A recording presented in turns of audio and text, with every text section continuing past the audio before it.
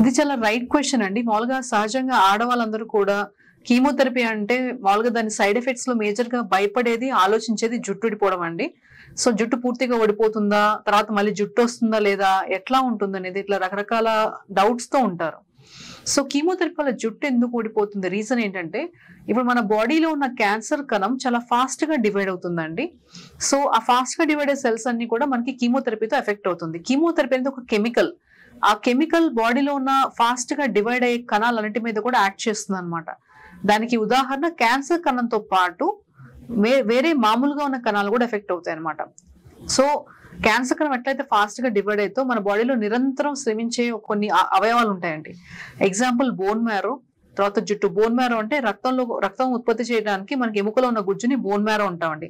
ఈ bone marrow ప్రతి second ఎన్నో లక్షల కణాలు ఉత్పత్తి చెందుతూ ఉంటాయి. అలాగే మనకి జుట్టు కూడా అట్లాగే ఫాస్ట్ గా డివైడ్ అవుతూ ఉంటుంది అనమాట. జుట్టు మనకి గ్రో అవుతూనే ఉంటుంది కంటిన్యూస్ గా. అట్లా మనకి నోటుకి సంబంధించిన ఒక మొత్తం అంతా కూడా పూతలాగా అట్లా వస్తుంది.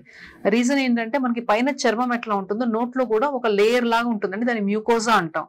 సో ఇవి ఏవైనా సరే కీమోథెరపీ వల్ల ఎఫెక్ట్ అవ్వచ్చు. రీజన్ ఏంటంటే ఇవి కూడా ఫాస్ట్ గా డివైడ్ అవుతుంటాయి కాబట్టి.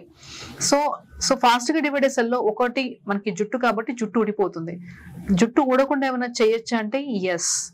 సో కీమోథెరపీ మనకి బ్లడ్ లో సర్క్యులేట్ అవుతున్నప్పుడు ఫాస్ట్ గా డివైడ్ అయ్యే కణాలంటి మీద యాడ్ చేస్తూ ఉంటుంది అనమాట. ఇందా నేను చెప్పిన ఎగ్జాంపుల్స్ లో జుట్టు, రక్తం ఉత్పత్తి చేసే గుజ్జు బోన్ మ్యారో, తర్వాత మ్యూకోసా అంటే నోట్లో కానీ పేగులో కానీ ఒక లైనింగ్ లా ఉండేది, ఇవన్నీ ఎఫెక్ట్ అవుతాయి అనమాట. అందుకని తరచూ జుట్టు ఊడిపోవటం, తర్వాత రక్తం తగ్గటం కీమోథెరపీ సమయంలో, ఇంకోటి లూజ్ మోషన్స్ అవ్వటం, అల్సర్స్ రావటం, వామిటింగ్స్ రావటం, ఇవన్నీ కూడా సహజంగా చూస్తాం. ముఖ్యంగా అందరూ భయపడేది జుట్టు ఊడిపోవటం గురించి భయపడుతూ ఉంటారనమాట. సో జుట్టు ఊడకుండా చేయొచ్చా అంటే ఎస్, అవుననే సమాధానం చెప్తాం. ఎలా చేయొచ్చు అంటే మనకి కీమోథెరపీ కెమికల్ బ్లడ్ లో సర్క్యులేట్ అవుతా ఉన్నప్పుడు జుట్టు ఎక్కడైతే ఉంటుందో దాన్ని స్కాల్ప్ అంటాం. ఆ పై భాగాన్ని మామూలుగా ఈ పై జుట్టు ఉండే భాగాన్ని అంతా స్కాల్ప్ అంటాం అనమాట. స్కాల్ప్ రీచ్ అవ్వకుండా చేయాలన్నమాట. ఎట్లా చేస్తామంటే ఫర్ సపోజ్ మన తడిగా ఉన్న నీళ్ళలో చేయి పెడితే కనుక మన చెయ్యి అంతా కూడా ఎల్లోగా లేకపోతే వైట్ గా అట్లా అయిపోతుందండి. రీజన్ ఏంటంటే సడన్ గా దానికి రక్తం ప్రసరణ చేసే దాని బ్లడ్ వెజల్స్ అన్ని కూడా సడన్ గా సన్నగా అయిపోతాయి అనమాట. అందుకని తెల్లగా అయిపోతుంది. అట్లాగే స్కాల్ప్ కూలింగ్, ఎక్కడైతే జుట్టు ఉంటుందో ఈ భాగంలో ఒక క్యాప్ లా పెట్టేసి దానికి టెంపరేచర్ తగ్గించడానికి కొంచెం ఇన్స్ట్రుమెంట్ లా పెడతాం అనమాట. ఆ టెంపరేచర్ తగ్గించడం వల్ల ఏమవుతుందంటే మనకి కీమోథెరపీ కెమికల్ అనేది మనకి ఇక్కడ జుట్టు ఉన్న ప్రదేశంలో సరఫరా అవ్వకుండా, సప్లై అవ్వకుండా ఆగిపోతుంది అనమాట. అలా అయితే కనుక మనకి కీమోథెరపీ వల్ల జుట్టు ఊడే సైడ్ ఎఫెక్ట్ అనేది పూర్తిగా ఎప్పటికీ ఉండకుండా ఉంటుంది. సో స్కాల్ప్ కూలింగ్ టెక్నిక్ అనేది మనం యూజ్ చేసినట్లయితే మనకి కీమోథెరపీ వల్ల జుట్టు ఉండకుండా ఉండే అవకాశం చాలా ఎక్కువ ఉంటుంది అనమాట.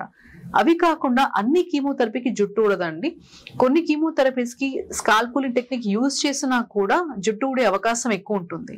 బ్రెస్ట్ క్యాన్సర్ లో ఒక రకమైన కీమోథెరపీ పాక్లిటాక్సెల్ అది యూజ్ చేసినట్లయితే కనుక ఖచ్చితంగా జుట్టు ఊడే అవకాశం స్కాల్ప్ కూలింగ్ టెక్నిక్ యూజ్ చేసినా కూడా దగ్గర 40 నుంచి 50% ఉండే అవకాశం ఉంది.